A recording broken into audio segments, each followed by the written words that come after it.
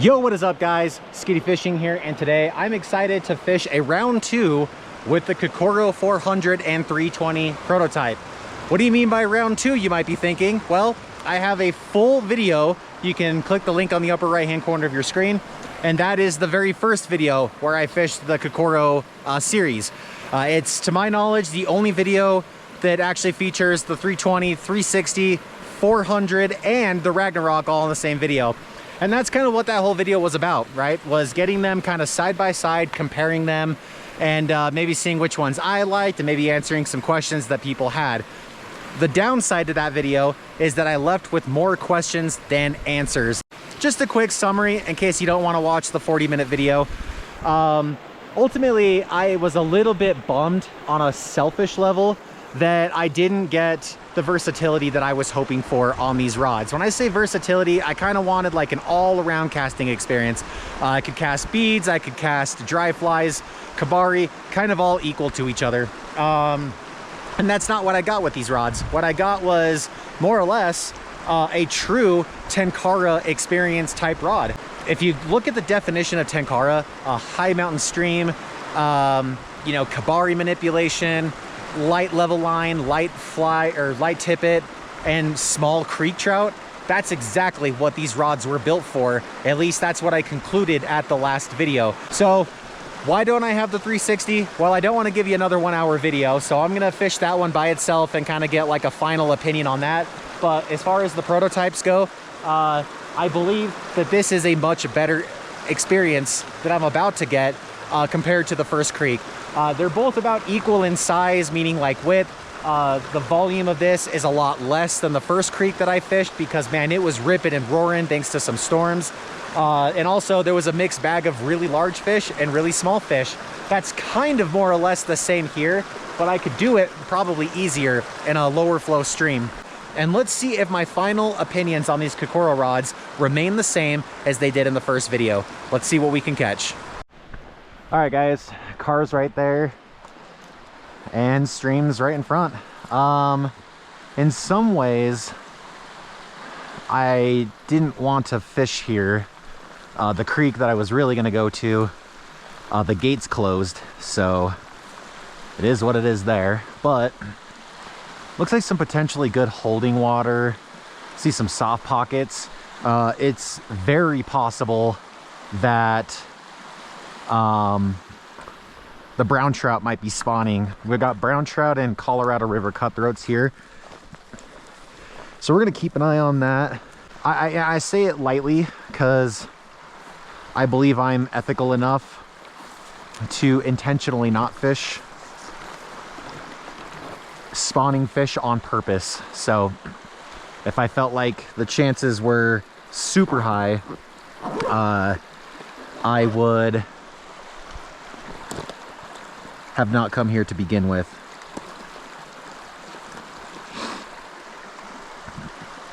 We'll start with a kabari again. That's what was on this last time. The 400 centimeter rod actually has, I believe, my last pheasant tail kabari. I gotta buy more. I love DRAGONtail kabaris. Probably a little bit bigger than some people like. Size 14, I believe, in most size or most kabari variations. I don't think I need a lot of fish today. I'm gonna start with just 2 on each rod. If the fishing's quick, obviously we'll keep going. I don't have a ton of time to fish today. This is my final week fishing these rods as well, so I will not have them for much longer. Something that the Kakoro 400 might be nice for is giving me a little bit of extra distance, because now that this water is so low, they might be a little bit more spooked. So I do like having the longer length. This looks like this could be a good spot right here.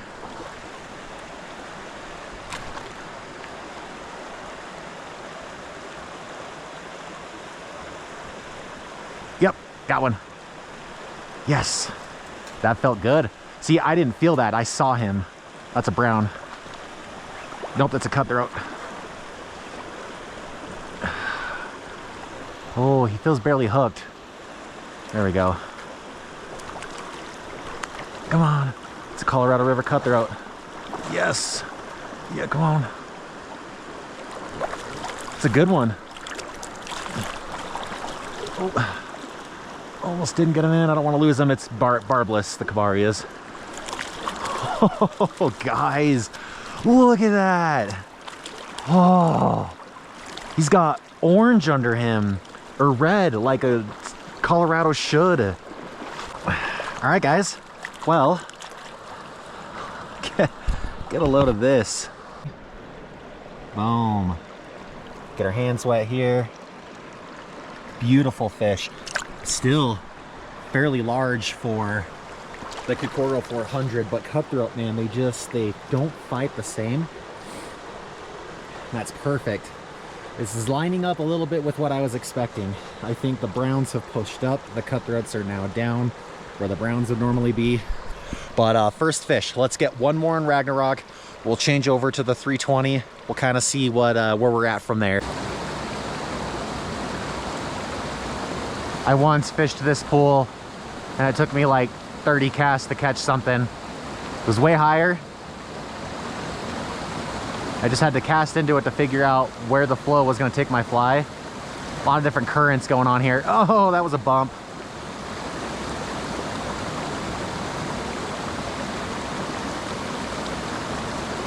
Yep, got him again. No. That was a cutty too. Dang it. I think he hit it the first time and the second time. I don't know how I feel about sensitivity on this rod. I really don't. And again, I'm not bagging on it. I feel like a lot of people are gonna watch my Kakoro feedback and think, wow, this guy is just bagging on these. You know, it's like, that is not the case. It's not the case whatsoever.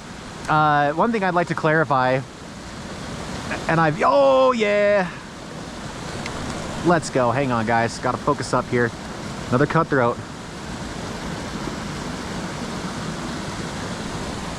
Look at the action there. He's got me up in the run. I feel controlled. I feel controlled. That is a brown. That is a good brown. Oh. Where is he? No. Don't do that. Oh, there we go. Whew. Okay. So this brown has sores on him. That is spawning behavior, but he might be done. I'm not gonna really take any pictures of him. I'm just gonna get him back in, but yeah, he's got those sores right there at the bottom. That's a little bit smaller than the brown that kicked my butt on the 320. And I felt pretty comfortable on that. And I caught two pretty decent fish, actually. Those were the sizes that I would have told you I didn't want to catch on this. Those are probably 13 inches each a piece. Also, that means we're going to be super careful treading this river going forward. I haven't gone very far at all. And again, guys, you have my promise. I will not be harming or disrupting any spawning activity today. So, with that being said, my first thesis is that was a brown trout that is post-spawn, because the lower elevation browns are pretty much spawning right now. This is about a 2,000 foot elevation difference. And let's get the 320 out. Well, guys, we have a development here, a major development. I'm casting a beaded nymph on the 320 and I like it. Here's a quick background story. I only fished nymphs on the 400 and I was not having it. I did not like it. It was a Brent's Warbird, which is exactly what I'm fishing now on the 320. I did not love it on the 360 either. I remember on my first debut video, like over a year ago, I was like, I was like, it's all right. You know, it's not terrible. The 400, I think I like the beads the least. And the 320, I like it the most. Also, I'm fishing with an 11-foot 3.5 level line, so I'm standing a little bit corrected. Now let's catch some closer quarter fish and round up some final thoughts here on this rod. I'm going to continue to bow and arrow cast here so I don't spook anything. I don't want the rod itself to expose me.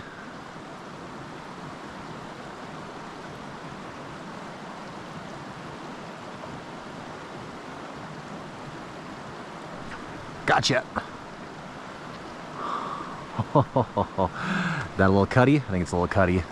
See, that feels so fun, guys. That feels so fun. I mean, look at this rod getting worked. And this is a tiny guy. Little cutty. Let's go. Hell yeah, guys. Yes. Man, I am leaning towards the 320. Okay, guys, I'm going to release this Colorado River cut behind the tree. Let's see if I can prevent him from swimming up, but beautiful specimen, 11 inches on the nose. Look at him go. Right under the tree, nice and safe. Thanks for playing, buddy. Well, okay. That bead was perfect. The Kabari was perfect. It was the size of fish I had a problem with on the 320. That was more or less what it was.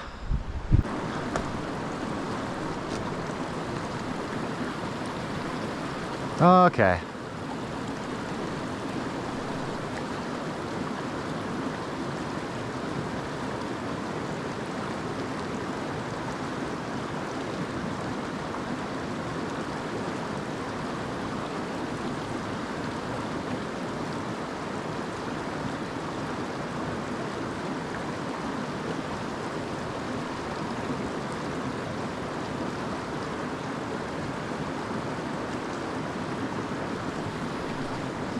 Oh, nice. Nice. See, I do not feel in control. I want to pin this fish so badly right now and force him to come up. Now, I have a little bit of leverage, not much. And it's a cutthroat. That's why I feel like that was possible. Ain't gonna complain about it though. Yes. Yes, guys. Okay. Yep, right next to a rotting corpse and all, huh? Okay, let's get across here. I'll do it quick. All right, guys.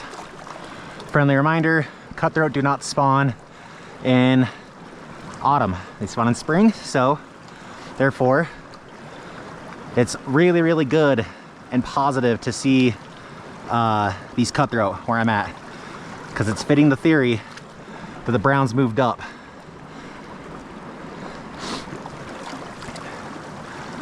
Also, took me 35 seconds to get them over here, so that's a 12-incher. So I've caught 13s, 12s, and 11s today, and all have been fine. Look at them go. All of those catches have felt fine, but I've never felt secured, controlled, or out. Secured or controlled, like I wouldn't say like right there, that's a prime example. I couldn't pin that fish because I was behind him and kind of off to the side. I like having a little bit of a faster flex on a rod to be able to coax them. So as they're going downstream on me, the rod forces them back up. So again, kind of goes in my comments of why maybe I felt the way that I did. Okay, I'm gonna move back to Ragnarok, or the Kakoro 400. I am so sorry, I keep saying that. You guys obviously know what I mean. I've only got these two rods with me today, but here's what I want to do now. I want to fish a beaded nymph on the 400. I want to see if what I felt in the last video still remains true. Let's go for just a couple more. This day is going so much better than I thought, guys. I was so worried. I drove all the way to a creek that was kind of I wouldn't really say on the way to this place, but sort of is. And the gate was closed. And I'm a little bit confused because it's all public land, but you have to drive through a ranch land to get there. So I think it has something to do with that. Let's throw us a warbird fly. Get this Kabari off. All right, the bead is on. Let's make sure I'm clear on my back cast. Yeah, I mean, I think in some ways, I don't know why I felt that these aren't casting beads, like at least like this this warbird. I really, really don't. I don't know, huh?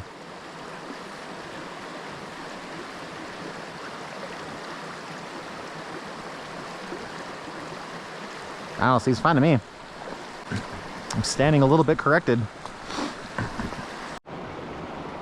This next run is a really good nymphing and technical dry fly run, but it's very clear. So before I approach up to it, unsure exactly what my plan is going to be. It's cool seeing this with it being so low.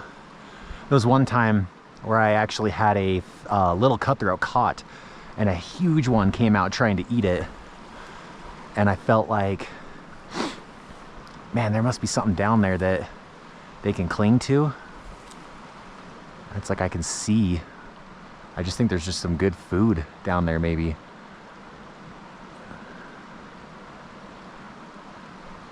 Oh, oh, oh, oh.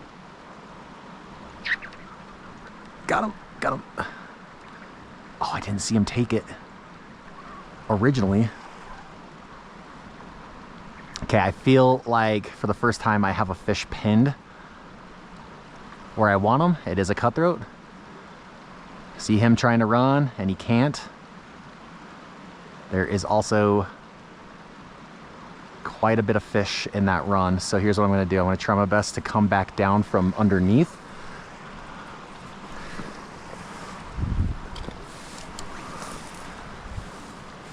One fish from the very back has moved up. Okay, there we go. Cutthroat. Very opportunistic feeders. See a brown, which this happened to me. A brown would have moved me below where I wanted to be. Like he would have been up in the twigs and everything in between that. Okay. Oh man. Hopefully this is not the last fish. If I can get one more fish out of this run, I'll be happy. But man, we spooked a lot of fish getting just this one. Probably the biggest one that was with that group, showing some dominant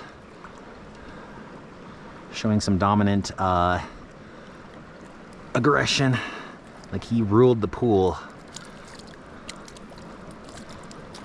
Yes, let's go 6 on the nose, 6 on the tail. That is a 12-inch cutty right there. Look at that. Colorado River cutthroat. Slid out of my hands. Okay, I'm coming up into runs that I've never fished before, so that's a little exciting.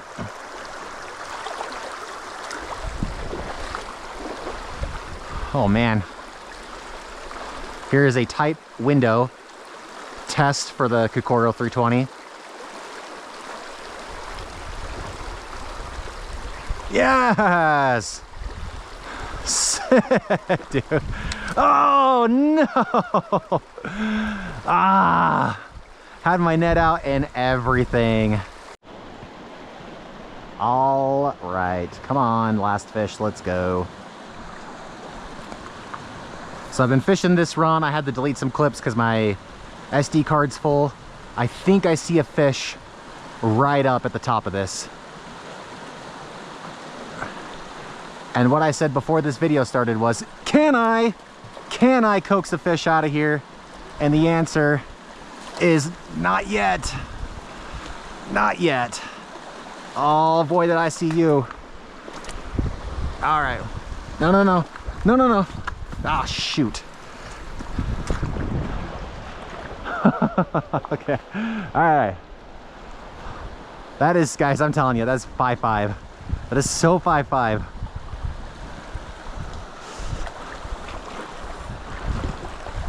Okay, I can't miss him. If I miss him, it's my fault. See, look, he's beating me right now, trying to get me into the weeds. Oh, I missed him. No.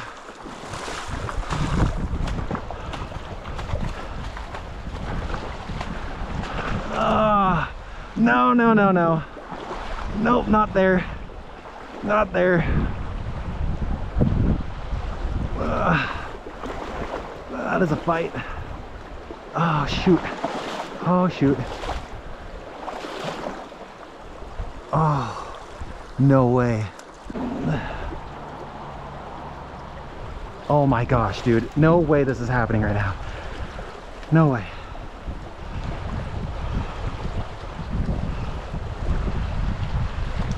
Oh, come on.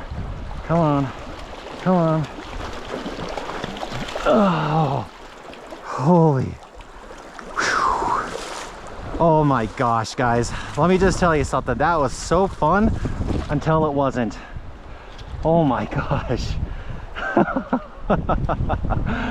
I was gonna be so pissed if I would have lost that fish. He got me wrapped around a twig right at the bottom. What a smart creek banana. Yes, I just said that. Let's see exactly how this fish manhandled me, because I got him at the 7 and the 8. 15-inch trout right there. He's not girthy. He has some serious length to him. Wet my other hand here.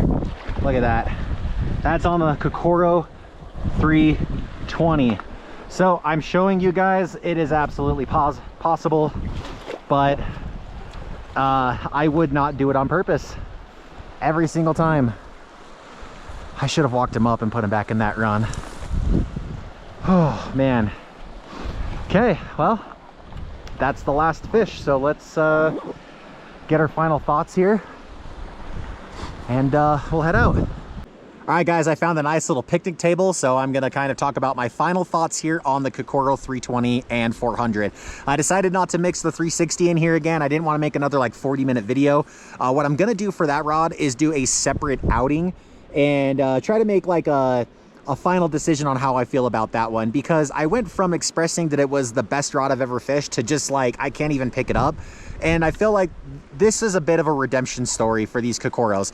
Now, I do have to like premise, and I hope you guys have picked up on this a lot, that I never disliked the Kokoros to begin with. What had happened was I was bummed and disappointed on a selfish level that these rods were not as versatile as I would want them to be. A rod that I kept comparing it to was the Tanuki 375. I have some tenkara bum rods in my possession right now, the 33 and the 360.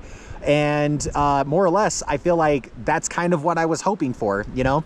I feel like those rods really do well with casting nymphs, but they don't do so much at the expense that like you can't really cast a lightweight fly. Where I'd kind of concluded on my last video that these don't cast beaded nymphs and they should be casting lightweight flies like exclusively. So here's what had happened. That video, I started at a beaver pond through a Brent Warbird on the Kokoro 400, and I was not having it. It wasn't windy. I just felt like it was abrasive. It was punching the fly. It was like too abrasive, and I felt like I was scaring fish as a result of that. I did not like that. I also remembered in my original Kokoro 360 video that I also didn't love casting nymphs either. You have to like roll cast it. That was my experience. So what does that mean? I never really tested a beaded nymph on the 320. It basically felt like if the 360 and the 400 couldn't, why would I even want to try it on the 320? Then today, on a total whim, I decided to just do it, and I loved it. It ended up exceeding my expectations, and I ended up warming up to it. Now, I'm not saying that this is a flawless beaded nymph caster. I would limit it to specifically the size of the Brent's Warbird fly, or maybe even smaller, like go size 16, size 18. But if you want to throw that size 14, it actually ended up exceeding my expectations so much that it opened up my ability to welcome it again when I tried it for the 400. So when I say redemption, yeah, the beaded nymphs are actually a little bit better than I thought, and I stand corrected on that. The more and more I fish a 13-foot rod, 400 centimeters, the more I start to realize that swing resistance is really trippy to get used to. I don't feel it so much with 360 rods. So I'm going to stand firm that I think that Nirvana, aka DRAGONtail, built a rod specifically around a true, just traditional level tenkara angler. Like if you want to cast kabari, you want to cast light level lines, 2.5, 3.0, small, high mountain streams with small trout. These might be some of the best in the game. There's no doubt about it. Hey guys, I'm so sorry for the high quality interruption, but I really didn't like the way that I concluded the video from here. I don't think I explained things very weird. I don't know. I kind of like listened to it and I was like, what? What do you mean by that? I drove home, thought about a lot of things, and no rod has probably made me think more critically than Kokoro's, I swear. And that's honestly a good thing.